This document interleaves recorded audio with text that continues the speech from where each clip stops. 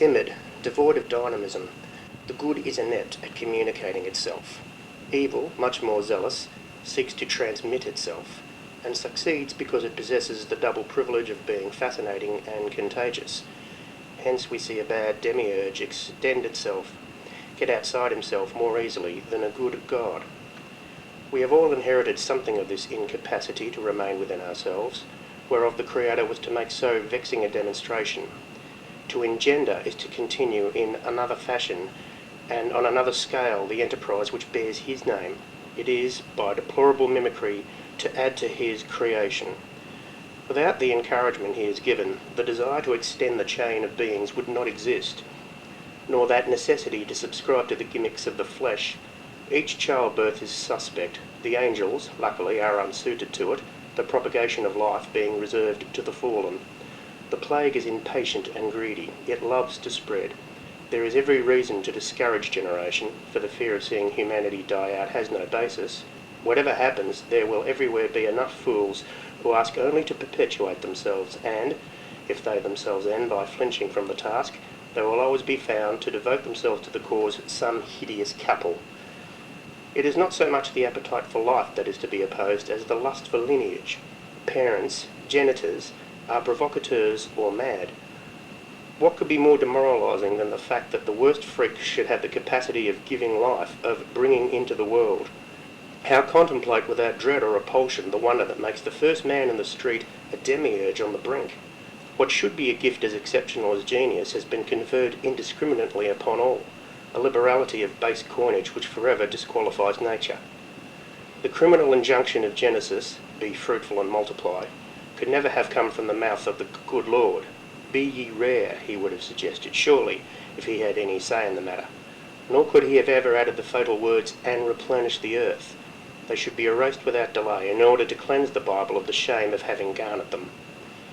The flesh spreads further and further like a gangrene upon the surface of the globe.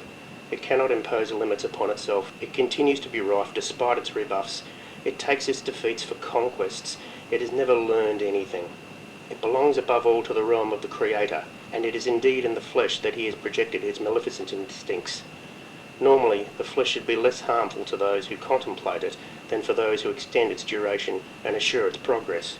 Far from it, for they do not know what aberration it is that they are accomplices of. Pregnant women will one day be stoned to death, the maternal instinct prescribed, sterility acclaimed. It is with good reason that in the sects which held fecundity in suspicion, the Bogomols for instance, and the Cathari, marriage was condemned, that abominable institution which all societies have always protected to the despair of those who do not yield to the common delirium. To procreate is to love the scourge, to seek to maintain and to augment it. They were right, those ancient philosophers who identified fire with the principle of the universe and with desire, for desire burns, devours, annihilates. At once agent and destroyer of beings, it is sombre, it is infernal by essence. This world was not created in joy, yet we procreate in pleasure. True enough, but pleasure is not joy, it is joy's simulacrum. Its function consists in deceiving, in making us forget that creation bears, down to its last detail, the mark of that initial melancholy from which it issued. Necessarily illusory, it is pleasure too which permits us to carry out certain performances which in theory we repudiate. Without its cooperation, continence, gaining ground, would seduce even the rats. But it is in what we call the transports of the flesh that we understand how fraudulent pleasure is. In the flesh, pleasure reaches its peak, its maximum intensity, and it is here, at the zenith of its success, that it suddenly opens up its unreality, that it collapses in its own void. The voluptuous flesh is the disaster of pleasure. We cannot grant that a god, or even a man, proceeds from a gymnastic climaxed by a moan. It is curious that at the end of such a long period of time, evolution has not managed to perfect another formula. Why should it take the trouble, moreover, when the one in force functions so well and suits everybody?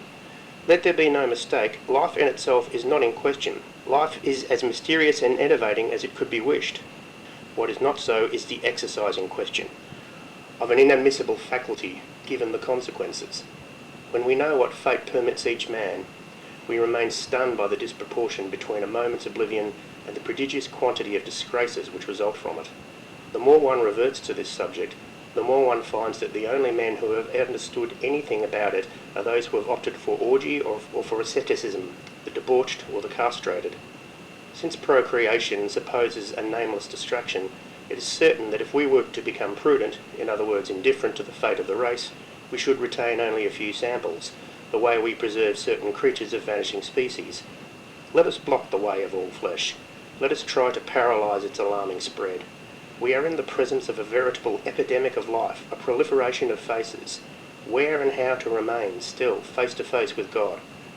No one is continually subject to the obsession with this horror. Sometimes we turn from it, almost forget it, especially when we contemplate some landscape from which our own kind is absent. Once they appear there, the obsession returns, settles down in the mind.